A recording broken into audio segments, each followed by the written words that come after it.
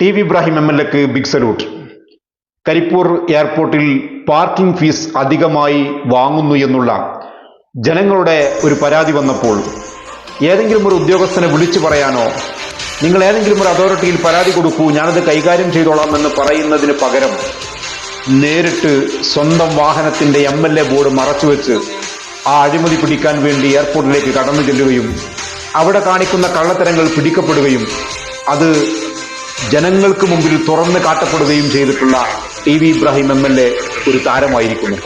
അദ്ദേഹം ചെയ്ത ഈ പ്രവൃത്തിക്ക് ഈ നാടിന്റെ മുഴുവനും അംഗീകാരമുണ്ട്.